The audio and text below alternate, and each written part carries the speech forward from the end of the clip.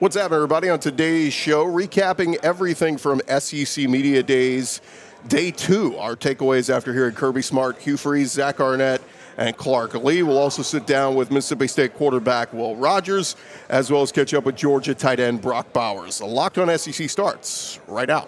You are Locked On SEC, your daily podcast on the Southeastern Conference. Part of the Locked On Podcast Network, your team every day.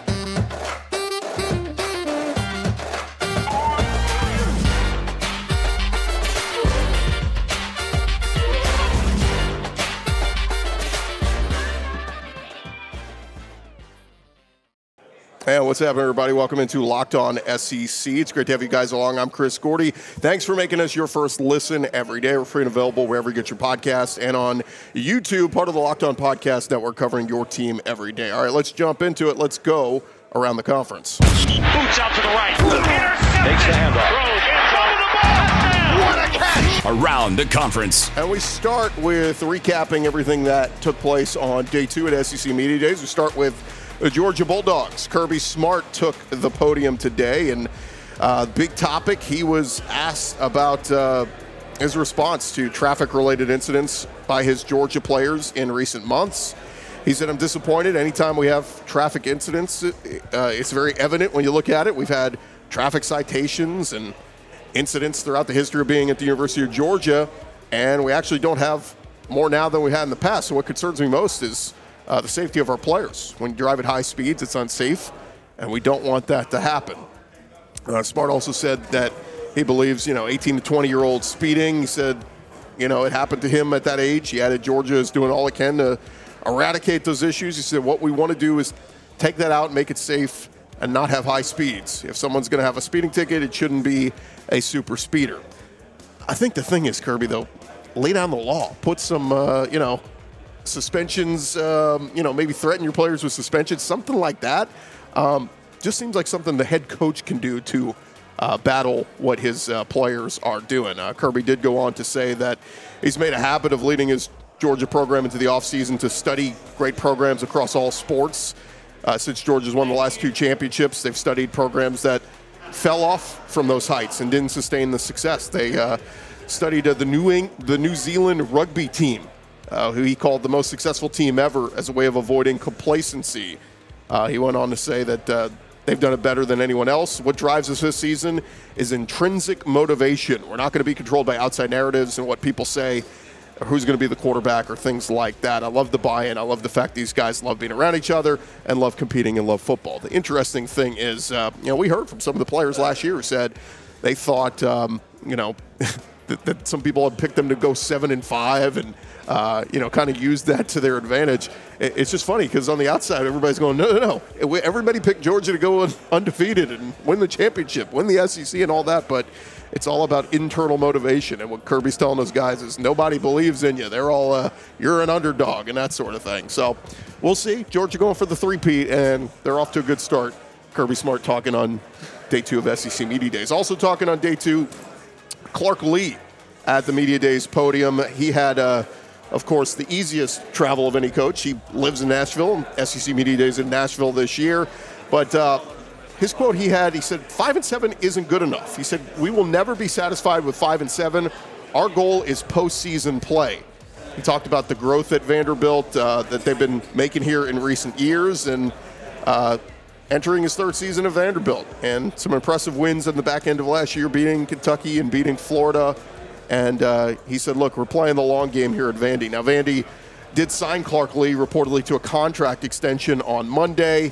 The terms were not disclosed, but ESPN said that Lea got a 3-year extension that will carry him through 2029. So obviously, Vanderbilt is buying into what Clark Lea is selling, and they're in it for the long haul. And again, a little bit of motivation there. The back end of the year, beating Kentucky and beating Florida. We'll see what Vanderbilt does in 2023.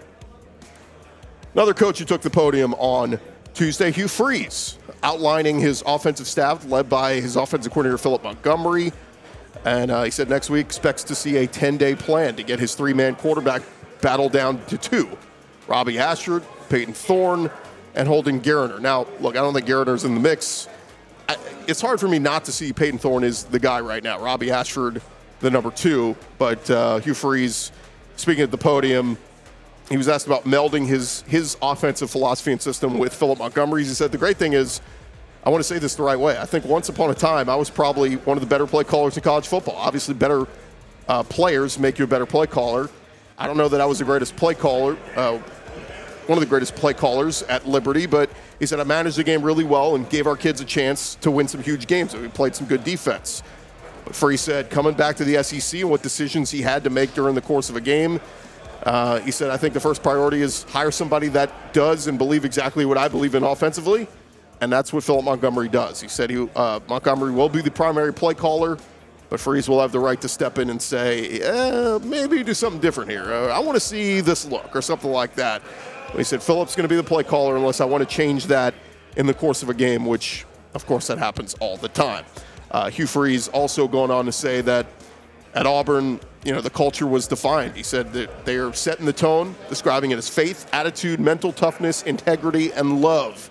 Those are all the characteristics they are asking of all their players.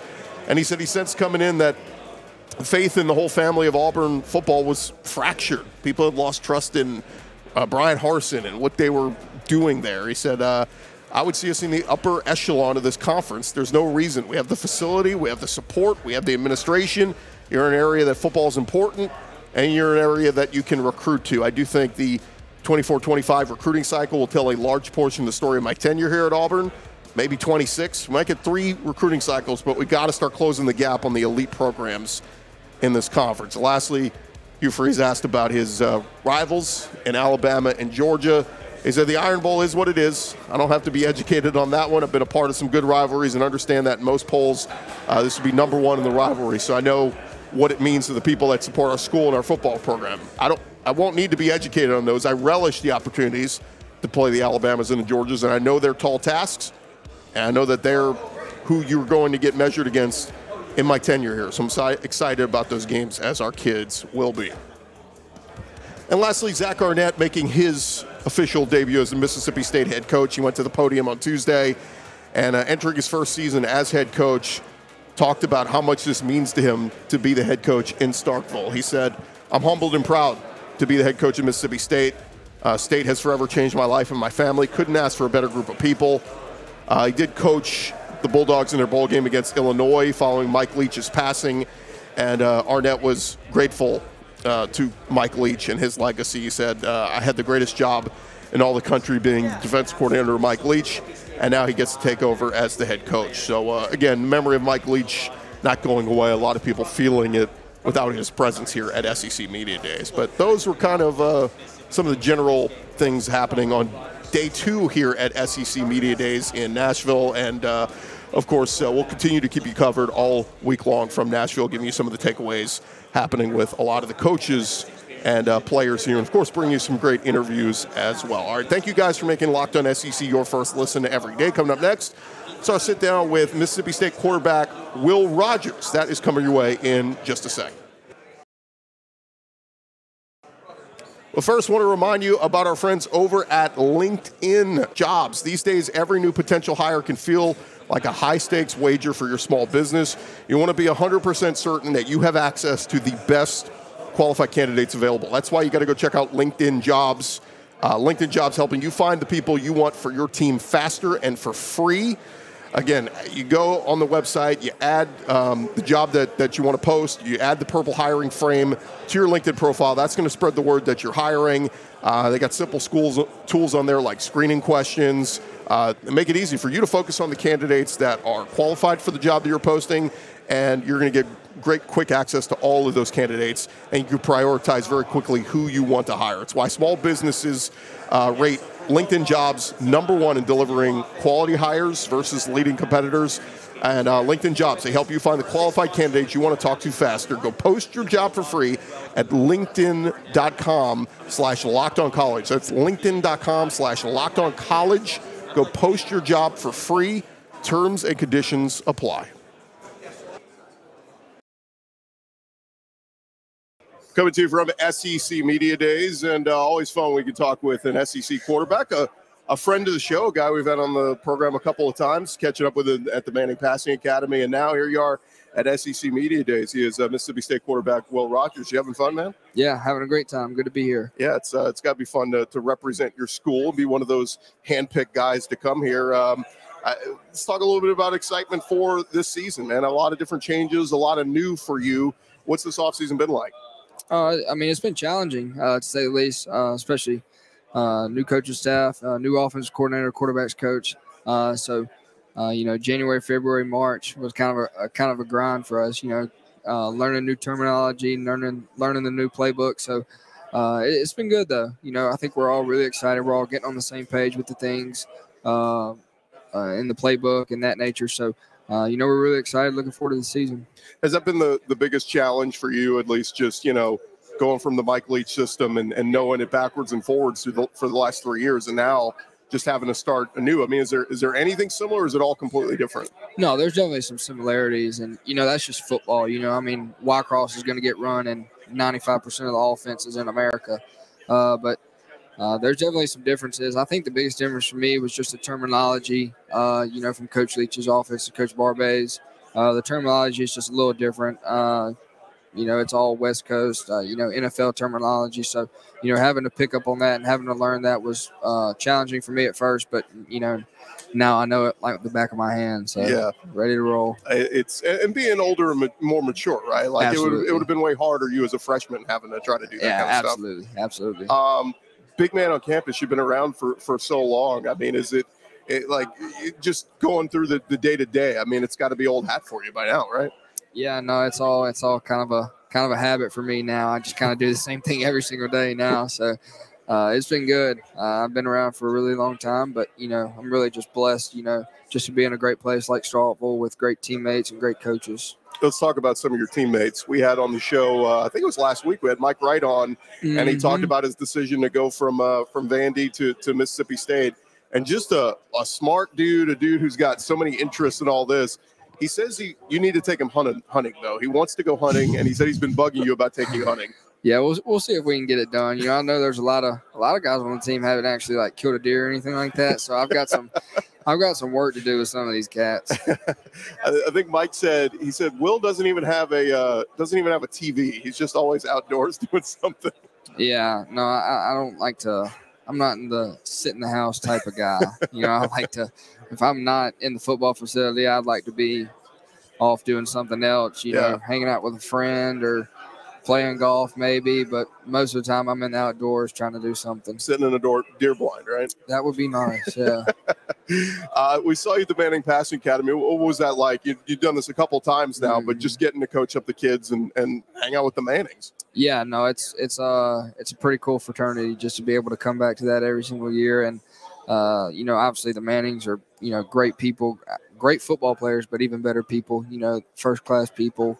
And then, just to be able to, give back to the kids and then also be able to meet great quarterbacks all over the country. It's just a privilege just to be able to come to that every single year. And the last, 3 years now for me, to go there and be with the Mannings has been pretty cool.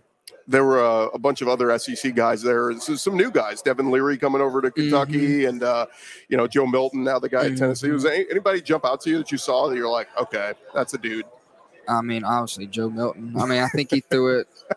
Flicks his wrist. Yeah, I mean, yeah, that's something I can't really compete with, honestly, in terms of just throwing it that far. But, he was a great guy. Obviously his kids and my kids were right next to each other on the field. So I got to know him a little bit, and he's a cool guy. So obviously Devin Leary, we played him sophomore year when he was at NC State. So we got to play him, and he was asking me, are the cowbells going to be that loud again when they come back? And I was like, they'll probably be louder, honestly.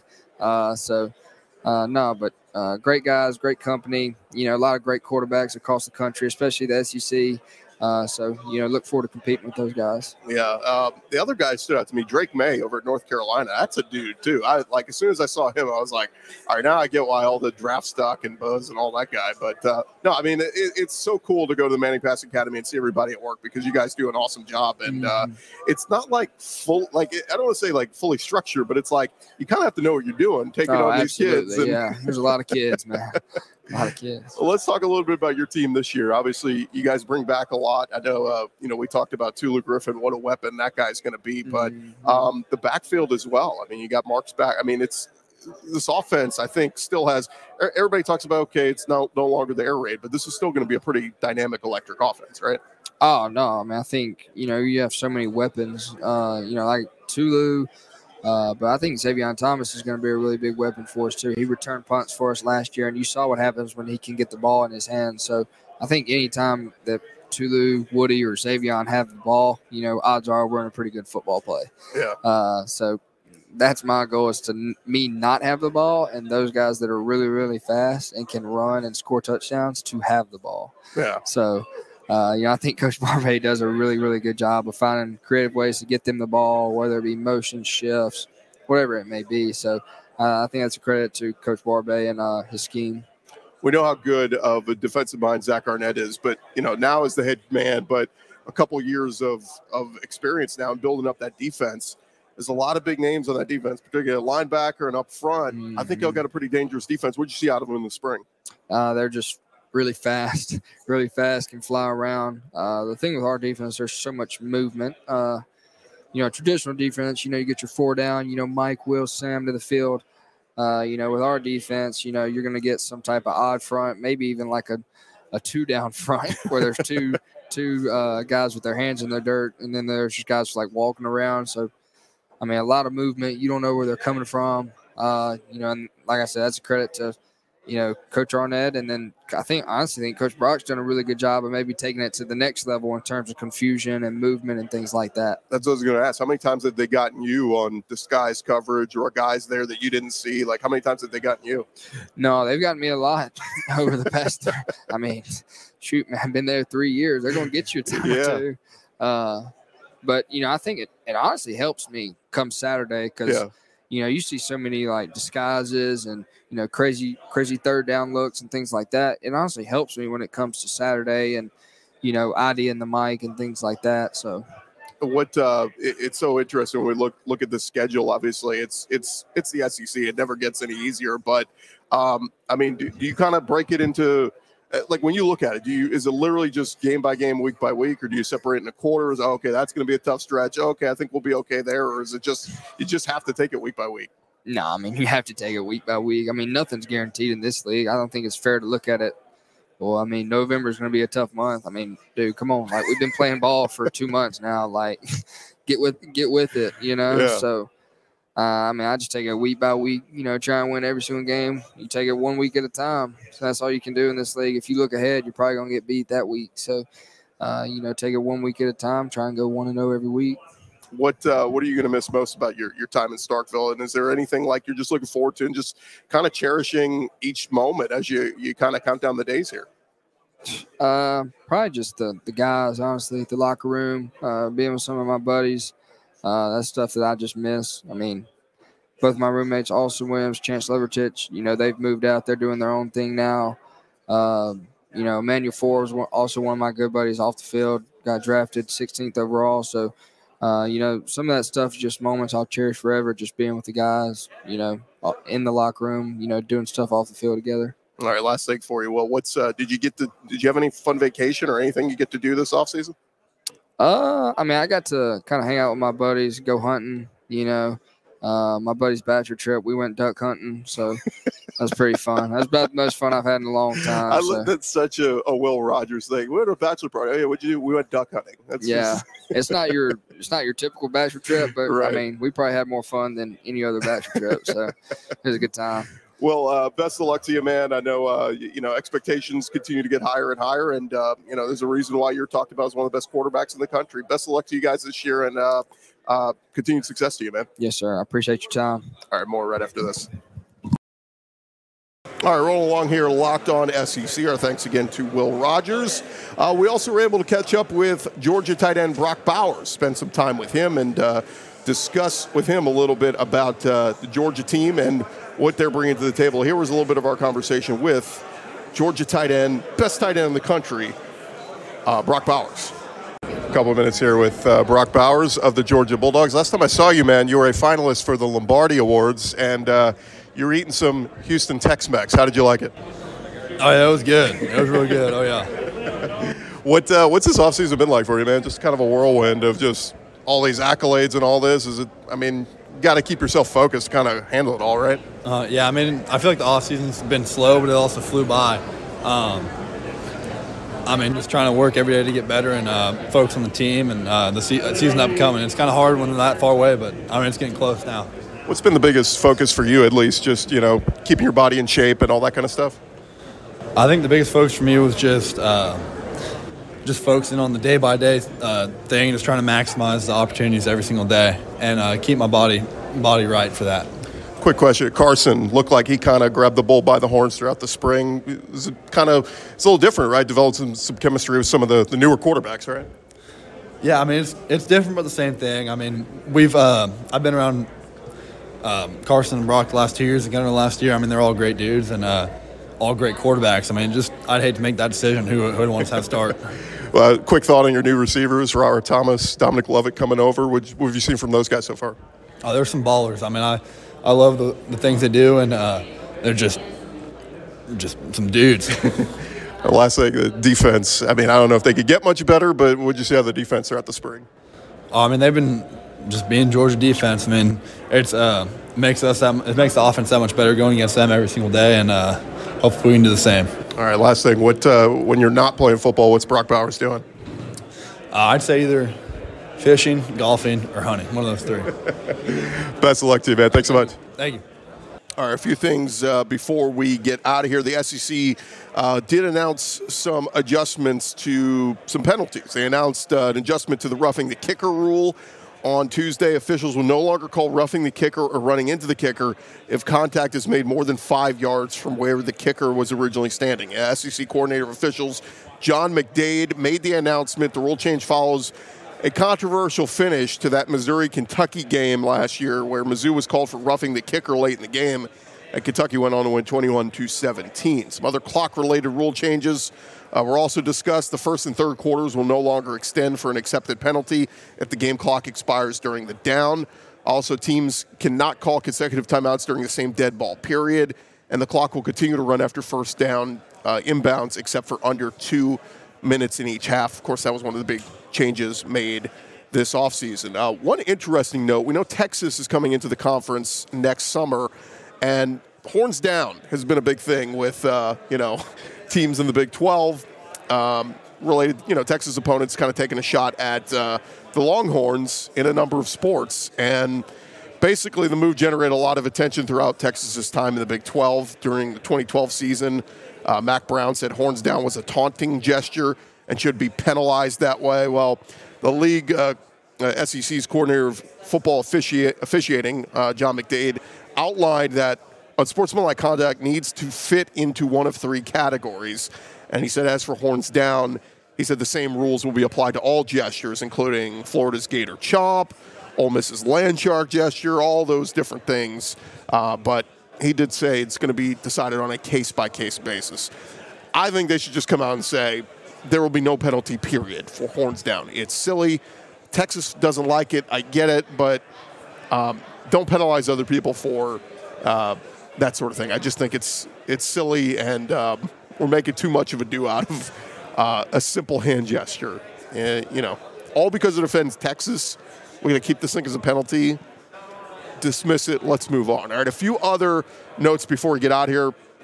At least two players are no longer with the Kentucky football program, and a third player is not listed on their roster. D. Beckwith, Kevin Larkins, and Austin Ramsey are not on Kentucky's current 2023 roster. The Lexington Herald-Ledger reported that a Kentucky spokesman confirmed that Beckwith and Larkins have left the team, and Ramsey's status for the upcoming season is currently, quote-unquote, uncertain. So we'll see what happens there. Also over at Texas A&M, Smoke Bowie, transfer from the Aggies. He was heading over to Georgia. He's no longer with Georgia, according to Kirby Smart, confirming those reports on Tuesday. So Kirby said Smoke is no longer with our team. It's been that way for a while. We kind of mutually agreed to part ways, and we wish him nothing but the best. So there you have it. That's all the latest going on from day 2 of SEC Media Days. And we got plenty more to go this week. Some great interviews coming your way as well. Thank you guys for making Locked On SEC your first listen every day. Shout out to our everydayers. Come back tomorrow on the show. We'll have some more player interviews and great coverage all from SEC Media Days. For now, I'm Chris Gordy. You guys have a great day, and we'll talk to you guys tomorrow.